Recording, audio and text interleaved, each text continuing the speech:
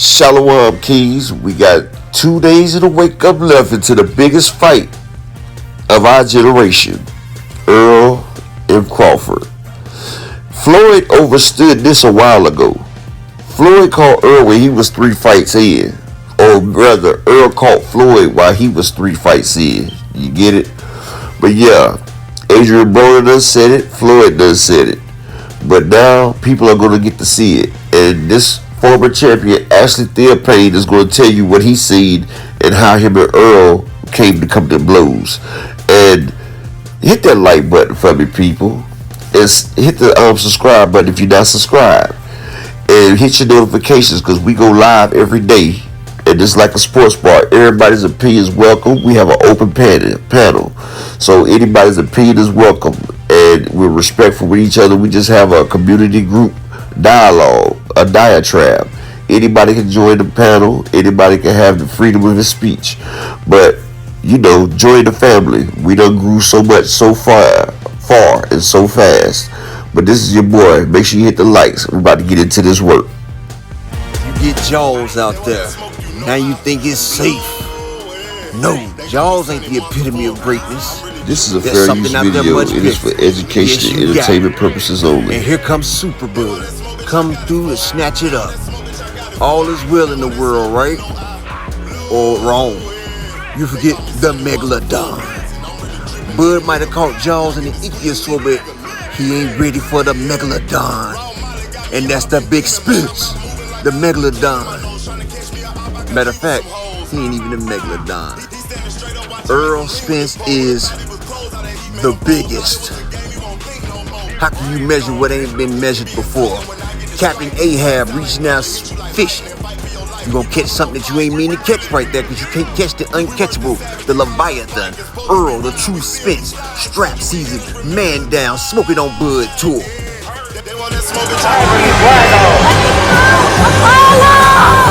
Earl, they say you just a basic come forward flat-footed fighter. They said Crawford's gonna beat you.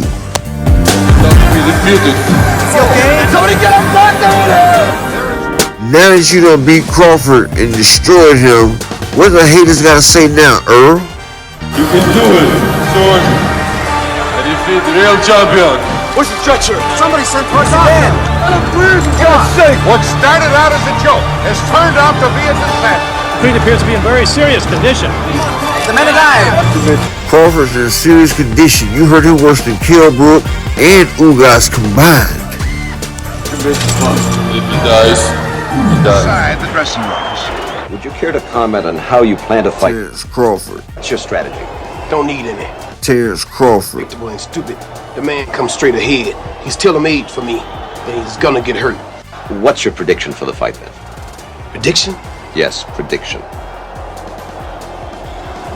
Pain. Oh, he'll get a late KO. I just think that he just seems in such great shape. I just think that he runs him out of the ring, like just breaks him down, like it'd be too much. What did you happen to catch any of Crawford's workout yesterday? Do you see anything from that? I didn't know it was on, so that's why I would have went. So I was ashamed that I didn't get to see it. He's a great fighter, but even when you look at the same guys that they fought, Spence fought them in their prime. And to me, he fought the other guy. He fought them when they just wanted some money and when they were gonna retire. So they just came for the paycheck. So you can't really go by, oh yeah, I won by KO. He won by KO because they was gonna retire next fight. So you know, but he's a great fighter, but just you gotta call a spade a spade. Who are those fighters? On the way out. No. Well, he fought Kell Brook when he was on his way out. He fought Sean when he was on his way out. He fought Amir Khan like when he was on his way out. So you know, it's not his fault that he was on the other side of the street, so he couldn't get those big fights. But you know, now the big fight's here, so he's here now. And now I think both of them, this fight determines their greatness for both of them. You know what I'm saying? So it's one that I flew over from England to be here because I was like, I have to be there. I don't want to watch it on the TV. I want to be in Vegas. I want to be there. Real fan, man. We all can't win, right? Yeah. It's a big one. Someone told me you sparred Spence back in the day. Oh yeah. It's weird. We sparred like exactly like 10 years ago. So that's when he was in camp done great with Floyd, and then boom, said, oh Ash, Spence is gonna fight soon. Do you know if you could spar him before he fights? I was like, man, I just need this guy like go good with Floyd.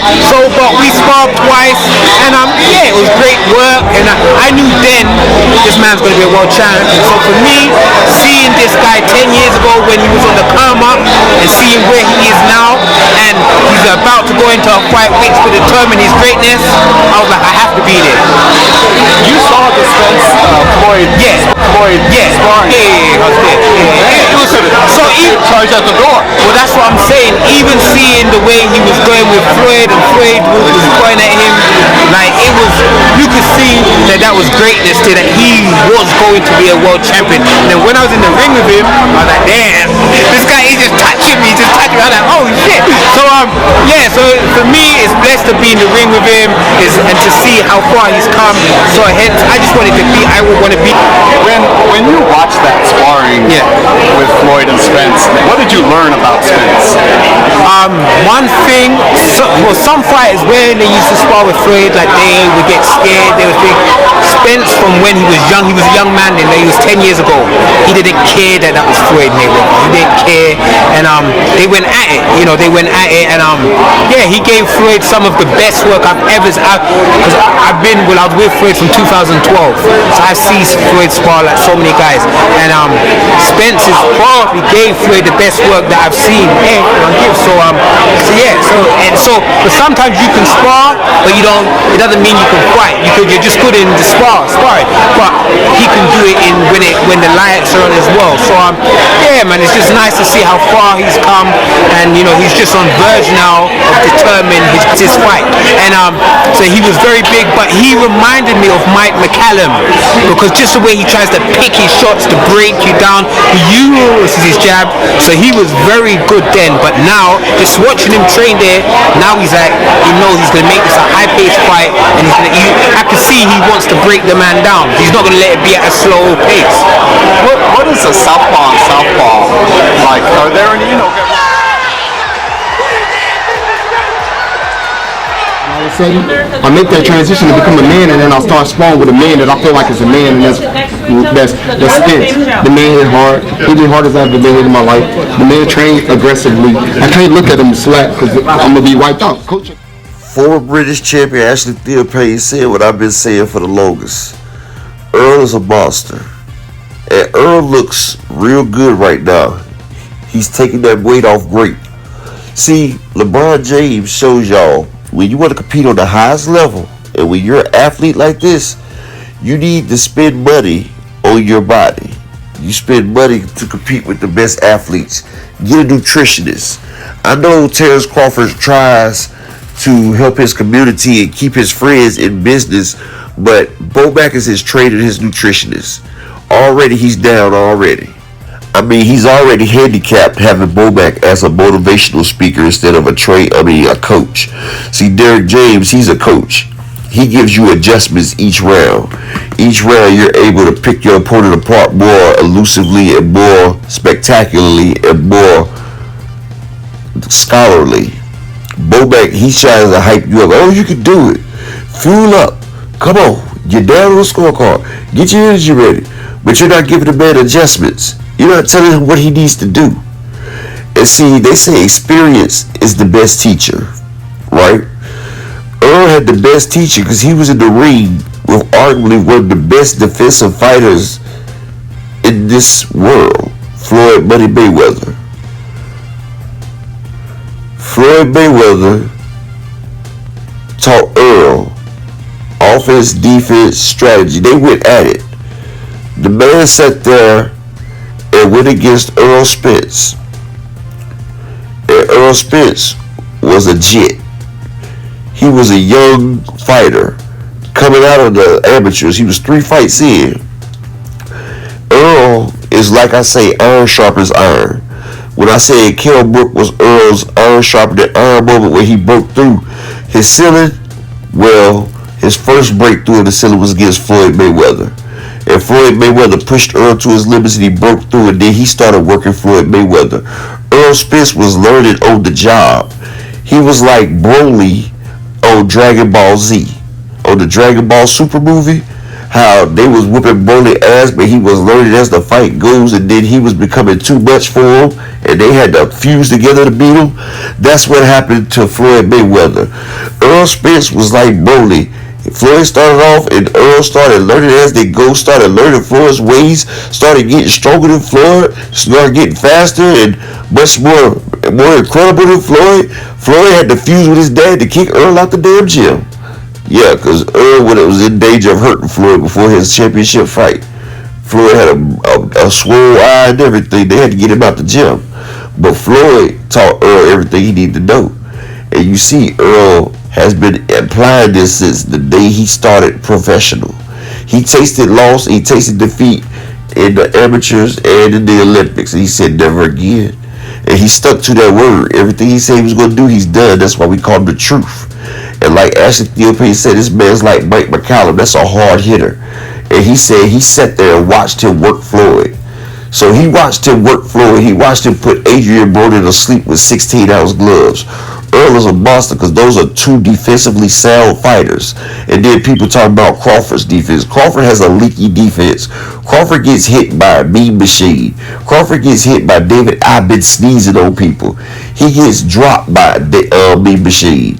He gets almost dropped by Yuriokis Gamboa coming up from 126 pounds, and they fought in a year and a change. You got to understand, Crawford's in there with the shark. He's going to be swimming, and they're going to drown him. And when they say drown, you know how when you swimming and your arms get tired and you try to swim to shore. And as much as you keep paddling and swimming, you keep going farther and farther out into the ocean. That's because it's called the riptide. The current got you. It is dragging you off to your death. And then some big animal's going to eat you. And that's what Earl's going to do. When them punches keep coming, that's you swimming trying to get away. And Earl throw off 100 in a clip while Bud usually throws between 30 to 40 punches around. And Bud's going to be trying to get to shore, but he can't. And his legs are going to be gone because he's done got old and he done put on too much weight with that muscle. And he hasn't been moving around since the Victor Postal fight because he fall in love with his power. So now Bud, his legs is gone. He got to keep up. He's taking body shots. You know, mental fatigue because Earl keep touching you. And Earl keep touching you, so you don't know if he's about to hit you with a hard shot or if he's just hitting you with a touch shot. So you got to brace and prepare for each shot. That's making your mind go. And when you think it's a weak shot coming in, you don't brace it. Boom! He catches you.